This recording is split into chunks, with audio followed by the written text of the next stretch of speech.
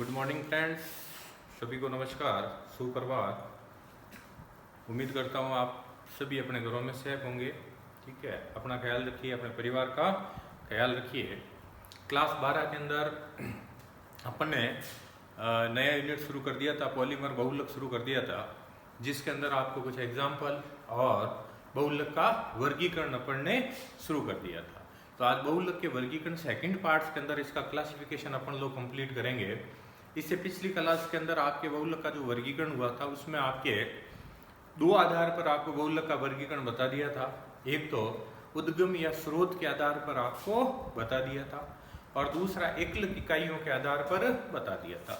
मैंने आपको कहा था कुल 6 प्रकार से इसका वर्गीकरण अपन लोग करते हैं।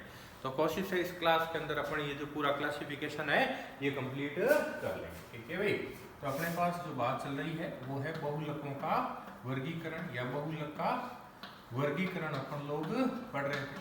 मैंने आपको एक टेबल पूरी बता दी थी, ठीक है ना। बहुलक का वर्गीकरण सेकंड पार्ट याद रखें। सेकंड पार्ट का मतलब आज अपनी इसकी सेकंड कालांश है, एक कालांश के अंदर ये पूरा हो नहीं पाता। ठीक है, तो दो आधार मैंने जैसा कि बार बार आपको कहा है बता दिया है, उद्गम स्रोत के आधार पर बता दिया, दूसरा आपके किसके आधार पर बता दिया, एकलक इकाइयों के आधार पर। आज बहुलक के वर्गीकरण का जो तीसरा आधार है वो बता रहा हूँ संरचना के आधार पर बहुलकों का वर्गीकरण। किसके आधार पर बता रहा हूँ? संरचना के आधार पर बहुलकों का वर्गीकरण। ठीक है, तो देखिए संरचना के आधार पर बहुलक का वर्गीकरण। ठीक है, तो जैसा कि अगर याद हो मैंने आपको बताया था संरचना के आधार पर बहुलकों को कितने भागों में, 3 भागों के अंदर बांट रखा है। 3 भाग कौन कौन से थे? सबसे पहला आता है रेखीय बहुलक। पहला कौन सा आता है? रेखीय बहुलक आता है आपके। ठीक है ना, पहला कौन सा मिलेगा? रेखीय बहुलक। अब इस बहुलक की क्या विशेषता है? इस प्रकार के बहुलक में जो एकलक इकाइयां हैं वो रेखीय श्रृंखला के रूप में पाई जाती है।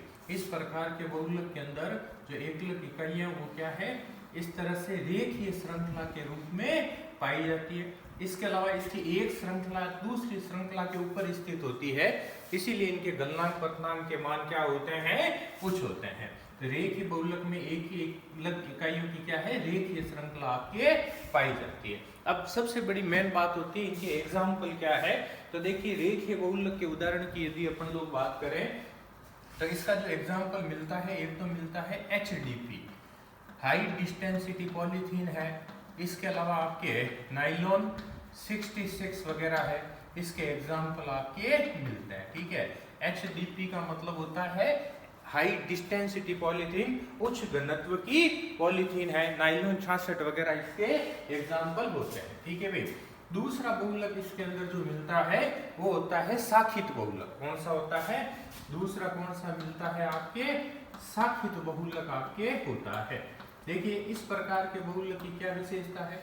ये इस प्रकार के बहुलक में ये जो रेखीय बहुलक है ना भाई, ये रेखीय बहुलक है, इस रेखीय बहुलक के मध्य इस तरह से पार्श्व श्रृंखलाएं पाई जाती है।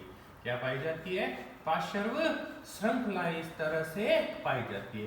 रेखीय बहुलक के मध्य इस तरह से छोटी छोटी कह सकते हैं पार्श्व श्रृंखलाएं या शाखाएं आपके पाई जाती है, तो वो बहुलक क्या कहलाता है? साखित बहुलक आपके कहलाता है। अब इस एग्जाम्पल मैंने कहा मोस्ट इंपोर्टेंट है। साखित बहुलक का एग्जाम्पल एक तो होता है LDP। क्या होता है? LDP। अब LDP क्या है? LDP होती है लो डिस्टेंसिटी पॉलीथीन, निम्न घनत्व की पॉलीथीन, इसका एग्जाम्पल मिलता है। इसके अलावा एमिलोपेक्टिन, क्या है इसका एग्जाम्पल? एमिलोपेक्टिन इसका एग्जाम्पल आपके होता है। ठीक है भाई, कौन सा है? एमिलोपेक्टिन इसका एग्जाम्पल आपके होता है। ठीक है ना, इसके अलावा ग्लाइकोजन कह सकते हैं अपन, इसका एग्जाम्पल मिलता है। ठीक है, ग्लाइकोजन है, एमिलोपेक्टिन है, इसके एग्जाम्पल होते हैं। तो दो तरह की हो गई आपके, दो तरह की कौन कौन सी हो गई? पहली होगा रेखीय, दूसरा कौन सा हो गया? साखित बहुलक आपके होता है। इसी तरह से इसका जो तीसरा भाग आता है वो आता है तिर्यक बहुलक। तीसरा कौन सा आएगा आपके? तिर्यक बहुलक होता है। तीसरा भाग कौन सा मिलेगा अपने को? तिर्यक बहुलक आपके होता है। तिर्यक बहुलक के अंदर क्या, मैं डायग्राम ऊपर बना देता हूं। तिर्यक बहुलक के अंदर ये जो साखित बहुलक है आपका, या रेखीय बहुलक है, सॉरी, इस रेखीय बहुलक के मध्य इस तरह से ये तिर्यक बंध पाया जाता है।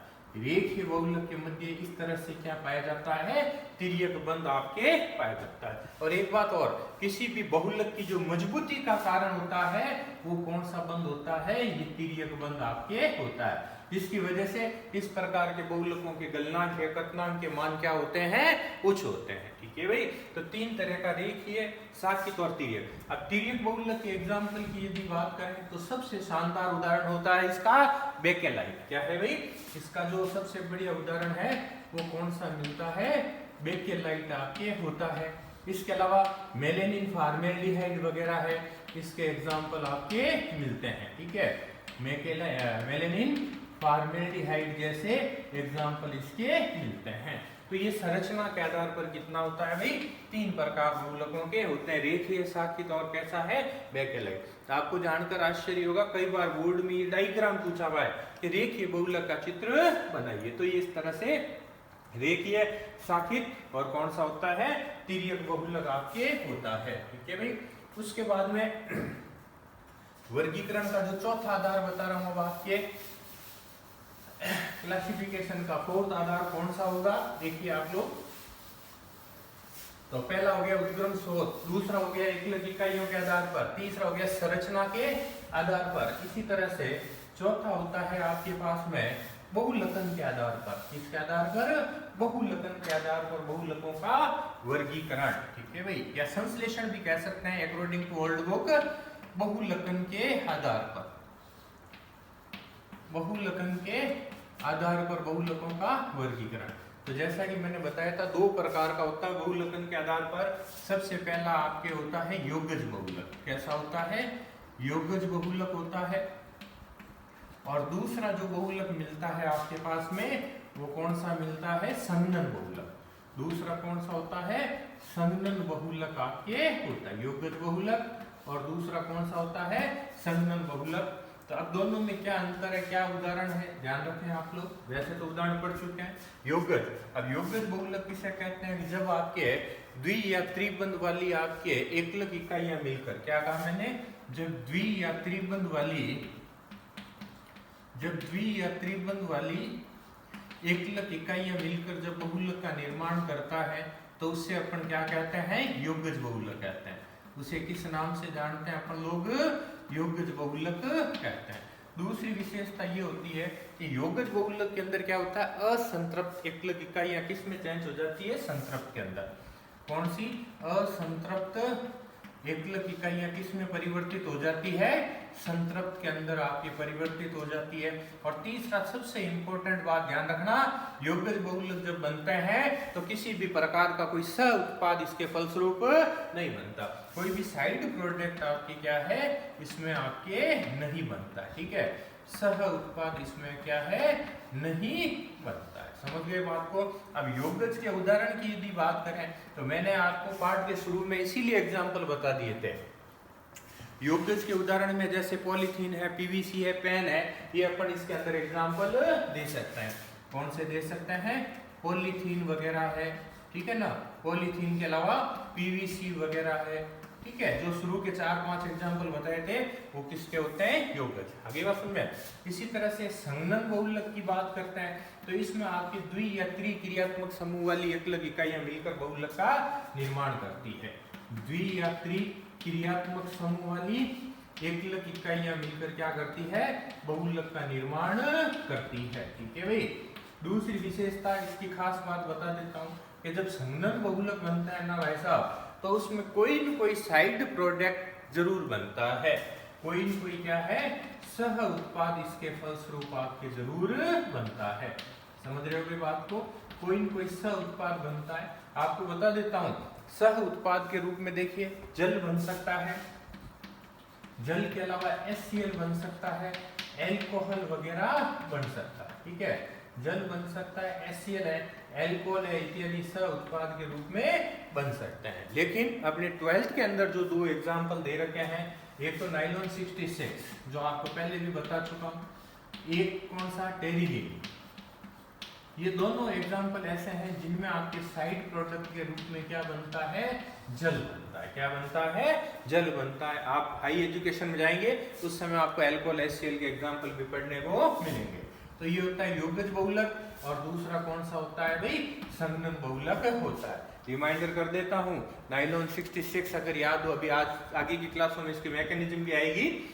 हेक्सामेथिलीन डाइएमीन और एडीपी अम्ल के संघनन से बनता है, और टेरिलीन बनता है टरफेलिक अम्ल और एथिलीन ग्लाइकोल के संघनन से इसका निर्माण होता है। ठीक है भाई, टरफेलिक अम्ल और एथिलीन ग्लाइकोल के संघनन से इसका निर्माण होता है। तो ये दूसरा कौन सा, योगज और सॉरी संघनन बहुलक आपके होते हैं बहुलकन के आधार पर वर्गीकरण। ठीक है भाई, तो कितने आधार हो गए वर्गीकरण के, 4 आधार आपके हो जाते हैं। उसके बाद अब अपने पास में जो बात करेंगे अपन लोग, 5वां जो आधार है वो है आणविक बलों के आधार पर। किसके आधार पर बता रहा हूं, आपके आणविक बलों के आधार पर अपन क्या करेंगे, इनका वर्गीकरण पढ़ेंगे। ठीक है भाई, तो ये 5वां आधार जो मिलेगा अपने को वो किसके आधार पर होगा,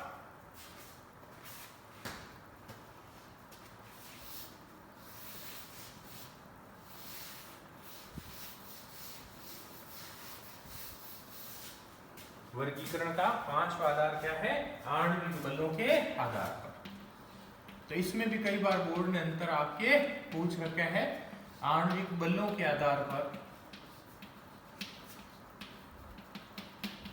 बहुलक का वर्गीकरण। तो जैसा कि याद हो, शुरू में ही टेबल बता दी थी, आणविक बलों के आधार पर भी 2 तरह के आपके बहुलक होते हैं। सबसे पहले होता है प्रत्यास्थ बहुलक। सबसे पहले कौन से होते हैं, प्रत्यास्थ बहुलक, और दूसरा होता है रेशेदार बहुलक। दूसरा कौन सा होता है, रेशेदार बहुलक अपने पास होता है। ठीक है भाई, प्रत्यास्थ बहुलक और दूसरा क्या है, रेशेदार बहुलक आपके होता है। अब देखिए सबसे पहले बात करते हैं प्रत्यास्थ बहुलक की। तो देखिए प्रत्यास्थ बहुलक की क्या खासियत है, सबसे पहले तो मैं आपको बता देता हूँ, इन्हें सामान्य भाषा में रबड़ भी कह सकते हैं। क्या कह सकते हैं, सामान्य भाषा में इन्हें रबड़ भी कहते हैं। दूसरी बात बताऊं, इनमें जो पाए जाने वाला विद्युत आकर्षण बल है वो क्या होता है, दुर्बल होता है। इनके मध्य पाए जाने वाले जो विद्युत आकर्षण बल है वो क्या होते हैं, दुर्बल होते हैं। विद्युत आकर्षण बल क्या हुए आपके, दुर्बल इनके मध्य आपके होते हैं। अब एक और खासियत है, ये जो प्रत्यास्थ बहुलक है, मैंने इनको रबड़ कह दिया। अब अपन सब जानते हैं इनमें बहुत बड़ा गुण होता है कि इस प्रकार के बहुलकों पर जब अपन बाह्य बल लगाते हैं ना, तो इनकी स्थिति में परिवर्तन हो जाता है, और बाह्य बल को छोड़ते हैं तो ये अपनी वापस पूर्व स्थिति के अंदर आ जाते हैं। ठीक है, बाह्य बल लगाने से स्थिति चेंज, बाह्य बल हटाया पूर्व अवस्था में आ जाते हैं। जैसे अपन सब जानते हैं, रबड़ को खींचते हैं लंबा हो जाता है, छोड़ते हैं वापस पूर्व अवस्था में आ जाता है। तो अपन ये कह सकते हैं बाह्य बल लगाने पर इनकी स्थिति क्या होती है, परिवर्तित हो जाती है। ठीक है, और बाह्य बल हटाने पर ये अपनी क्या होगी, पूर्व अवस्था में आ जाएंगे। ये अपनी कौन सी अवस्था में आ जाते हैं, पूर्व अवस्था में क्या होते हैं भाई, आ जाते हैं। ठीक है ना। अब प्रत्यास्थ बहुलक के उदाहरण की यदि अपन लोग बात करें तो प्रत्यास्थ बहुलकों के अंदर जैसे मान लीजिए आपके रबड़ है, मैंने कहा ना रबड़, रबड़ जैसे आपके ब्यूना S वगैरह है, ब्यूना N वगैरह है, नियोप्रीन वगैरह है, इस कैडर के अंदर आते हैं। ब्यूना N आ जाता है, ब्यूना S है, नियोप्रीन वगैरह है, ये संश्लेषित रबड़ है भाई, ध्यान रखना। ठीक है ना, आगे पढ़ेंगे अपन लोग इनके प्रकारों में। तो ये आपके प्रत्यास्थ बहुलक होते हैं। इसी तरह से रेशेदार बहुलक, अब नाम से ही पता चल जाता है, रेशेदार बहुलक, इन्हें सामान्य भाषा में धागे कहते हैं। क्या कहते हैं, इन्हें सामान्य भाषा में क्या कह सकते हैं, धागे कह सकते हैं। दूसरी बात आपको बता देता हूँ, इनके मध्य पाए जाने वाला विद्युत आकर्षण बल जो होते हैं वो परबल होते हैं। इनके मध्य पाए जाने वाले जो आकर्षण बल हैं वो क्या होते हैं, परबल होते हैं। इनके मध्य पाए जाने वाले आकर्षण बल क्या होते हैं, परबल होते हैं। इसीलिए क्या होते हैं, मजबूत होते हैं। क्या होते हैं, मजबूत होते हैं, क्रिस्टलीय आपके होते हैं। अब नाम से ही पता चल जाता है धागे, धागे यानी कपड़े वगैरह बनाने में ये आपके काम में लिए जाते हैं। अब रेशेदार बहुलक के उदाहरण की यदि बात करें तो रेशेदार बहुलक के अंदर जैसे पॉलिएस्टर वगैरह है। ठीक है ना, रेशेदार बहुलक के अंदर क्या एग्जाम्पल मिलेंगे आपके, जैसे पॉलिएस्टर वगैरह है, नाइलॉन 66 वगैरह है, इसके एग्जाम्पल आपके होते हैं। पॉलिएस्टर, नायलॉन 66 वगैरह हैं, ये किसके एग्जाम्पल होते हैं? आपके रेशेदार बहुलक के उदाहरण आपके होते हैं। ठीक है भाई, तो दो तरह के प्रत्यास्थ बहुलक और दूसरे कौन से होते हैं? रेशेदार बहुलक। तो एक एक अंतर कई बार बोर्ड ने आपके पूछ रखा है, लेकिन उदाहरण सारे बहुलकों के मोस्ट इंपोर्टेंट होते हैं। तो प्रत्यास्थ बहुलक का कौन सा? ब्यूनायस है, ब्यूनायन वगैरह है, नियोप्रीन वगैरह। इसी तरह से रेशेदार बहुलक क्या है? पॉलिएस्टर है, नायलॉन 66 वगैरह आपके इनके होते हैं। ठीक है भाई, इस तरह से आपके ये 5 आधार हो जाता है बहुलक के वर्गीकरण का। अब बात करते हैं इसका छठा आधार, बहुलक के वर्गीकरण का छठा आधार अपन लोग पढ़ रहे हैं। ठीक है भाई, तो याद हो तो आपने अगर पढ़ा हो पिछली क्लास के अंदर, क्योंकि मैंने पूरी टेबल पहले ही बना दी थी। छठा आधार होता है तापमान के आधार पर या ताप के आधार पर। क्या होता है? तापमान या ताप के आधार पर आपके होते हैं। ठीक है भाई, तो वर्गीकरण का छठा आधार तापमान या ताप के आधार पर बहुलकों का वर्गीकरण। देखिए, इसमें भी अगर आपको ध्यान हो, दो प्रकार आपको बताए थे। एक तो होता है ताप शून्यमय, ये बहुत बार बोर्ड में आ चुका है आपके। एक पहला आधार कौन सा है? ताप शून्यमय बहुलक। कौन सा है? ताप शून्यमय। और दूसरा जो बी होता है वो होता है ताप दृढ़ बहुलक। कौन से होते हैं? ताप दृढ़ बहुलक आपके होते हैं। ठीक है भाई, अब देखिए ताप शून्यमय, सबसे पहले तो इसकी एक विशेषता बता देता हूँ। इस प्रकार के मध्य जो आणविक बल होता है ना, वो प्रत्यास्थ बहुलकों से तो अधिक होता है, लेकिन रेशेदार बहुलकों से कम होता है। इस प्रकार के बहुलकों में जो आणविक बहुलक आपका आणविक बल है, क्या कहा? प्रत्यास्थ बहुलकों से तो अधिक, लेकिन रेशेदार से क्या होता है? कम होता है। दूसरी विशेषता ये होती है कि ताप शून्य जो बहुलक होते हैं ना, वैसा इन्हें गर्म करके पिघलाया जा सकता है, फिर इन्हें मन चाहे रूप में डाला जा सकता है। इन्हें क्या किया जा सकता है? गर्म करके पिघला सकते हैं, तथा फिर इन्हें क्या किया जा सकता है? मन चाहे रूप में डाला जा सकता है। ठीक है भाई, तीसरी बात, इस प्रकार के बहुलकों में किसी भी प्रकार का कोई तिर्यक बंध नहीं पाया जाता। क्या कहा मैंने? इस प्रकार के बहुलकों में तिर्यक बंध नहीं पाया जाता, इसीलिए ज्यादा मजबूत नहीं होते। ठीक है भाई, तिर्यक बंध नहीं पाया जाता इसलिए मजबूत नहीं होते। अब ताप शून्यमय के एग्जाम्पल बहुत बार बोर्ड ने पूछा है, 1 नंबर का क्वेश्चन, ताप शून्यमय का उदाहरण।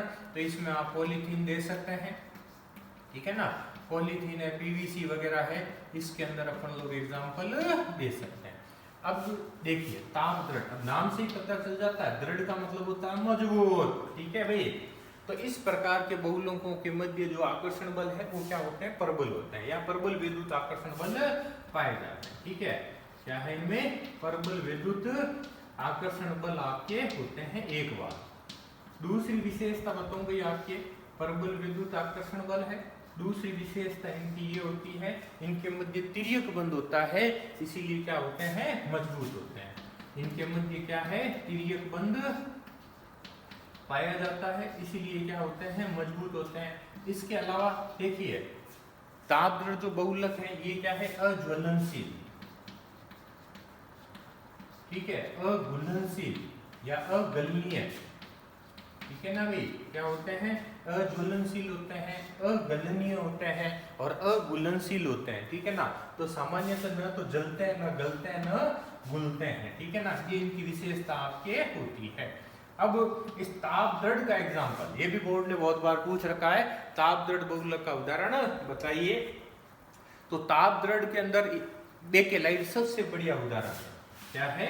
बेकेलाइट एक प्रकार का प्लास्टिक होता है, आपको बता देता हूँ, वो इसका सबसे बढ़िया एग्जाम्पल होता है।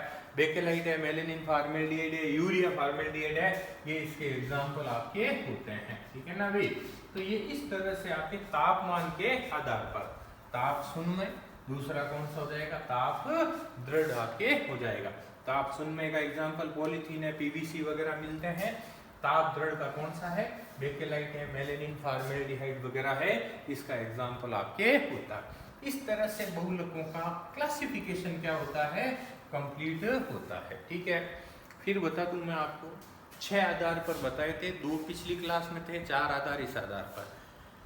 पिछली क्लास के अंदर कौन से थे? उद्गम या स्रोत के आधार पर, अगर याद हो 3 प्रकार उसमें बताए थे, प्राकृतिक थे, संश्लेषित थे और अर्ध संश्लेषित थे। फिर दूसरा बताया था एकलक इकाइयों के आधार पर, याद हो एकलक इकाइयों के आधार पर बताए थे समबहुलक और विषम बहुलक, ठीक है। उसके बाद आज तीसरा जो बताया गया संरचना के आधार पर, 3 प्रकार थे।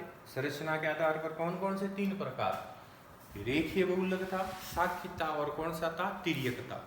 उसके बाद था बहुलकन के आधार पर, तो बहुलकन के आधार पर भी आपके जो बताए गए थे 2 बताए गए, एक तो बताया गया योगज और एक बताया गया संघनन बहुलक। इसी तरह से फिर था आणविक बलों के आधार पर, आणविक बलों के आधार पर प्रत्यास्थ और रेशेदार, और लास्ट था तापमान के आधार पर। तापमान के आधार पर कौन कौन से थे बेटे? ताप सुन्मय और ताप दृढ़। तो देखिए इस पार्ट में कई बार इस क्लासिफिकेशन में 1 नंबर का क्वेश्चन आया हुआ है, और ये ताप सुन्मय ताप दृढ़ तो ये बेटे बहुत बार पूछा हुआ है। ये एक ऐसा सवाल, इसका रिकॉर्ड है 2-3 बार ये कंटिन्यू बोर्ड के पेपर के अंदर पूछा गया, ठीक है भाई। तो इस तरह से ये इनका आपका क्लासिफिकेशन हो जाता है, बढ़िया तरीके से आप इसको पढ़िए, कोशिश कीजिए जो हम लोग बोर्ड पे पढ़ा रहे हैं उसको समझ के अपने नोट्स बनाने की कोशिश कीजिए, ठीक है ना, जिससे आप इनको वापस अच्छी तरह से पढ़ सकें, ठीक है भाई। तो इस कालांश के अंदर ये आपके क्या हो जाता है? Classification sorry. नेक्स्ट कालांश के अंदर अब अपने पास क्या आएगी? मैकेनिज्म आएगी। क्या आएगी? मैकेनिज्म के बारे में अपन लोग पढ़ेंगे, ठीक है भाई। तो ये जो बात बताई गई है इसको अच्छी तरह से पढ़िए, ठीक है। धन्यवाद।